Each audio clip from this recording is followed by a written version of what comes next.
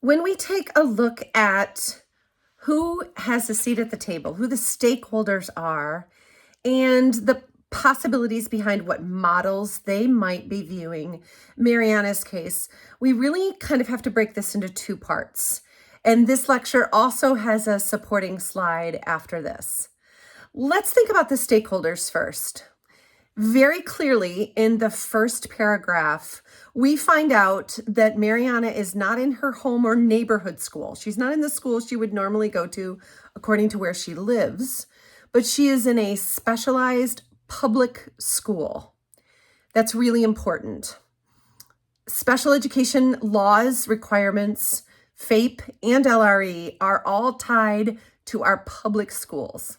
That doesn't mean they can't be honored and offered in private schools, but private schools are under different expectations for that.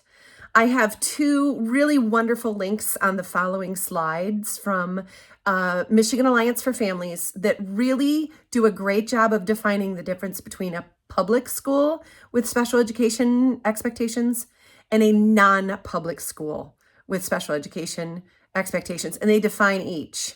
We know Mariana is in a public school, so we need to talk about the stakeholders in a public school. This in Michigan is kind of unique because usually public schools are what we kind of think of as traditional K-12, PK-12 schools, but also charter schools. And because we know Mariana is in a public school, full stop,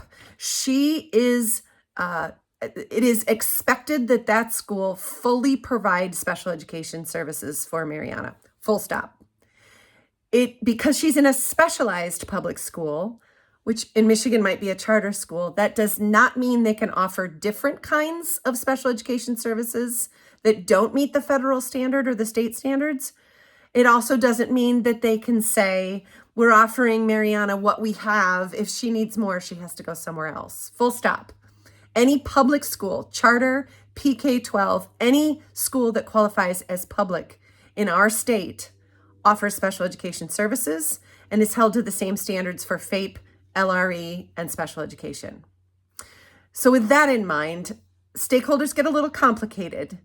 At the meeting, we have representatives from her public school where she is enrolled and her home school where she lives. This gets complicated by county and by region. Sometimes the homeschool still counts the student, even though they're in a specialized different public school. You have to drill down a little bit and find out. But in this case, in my opinion, I'm kind of treating this like a local issue that we might have in West Michigan.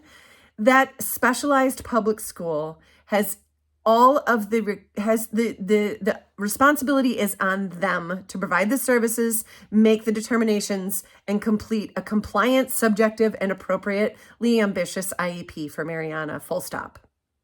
They've got all the right people at the table. They've got all the stakeholders at the table. And if you'll notice, they've even asked Mariana where she thinks she can go to school. So we do have full participation and compliance with who is at the table. We have to think about what models of disability some of these stakeholders are coming from. In my opinion, the school that she's at, the specialized public school, I think it's Grow to Learn or it's got to learn in the name. Sorry about that.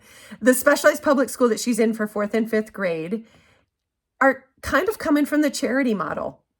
They think that Mariana is wonderful. They think she's making friends.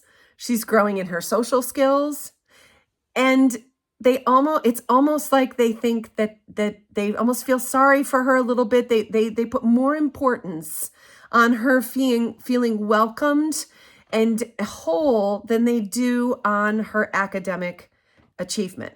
Now, in 4th grade, when she was a new student, understandable. It sounds like she may have been coming from a school that didn't provide that. But when the academic slide and non-progress continues to intensify, that's when I think the charity model maybe becomes a problem. You could also argue that they're coming from the social model, that they're dealing with the barriers that Mariana has in their own way and as they can. I don't see any of the medical model here. I don't see a heavy emphasis on diagnosis and on the problem being in Mariana and that it needs to be fixed. So consider those viewpoints as you engage with this case study and as you think about how we solve for what's going on with Mariana.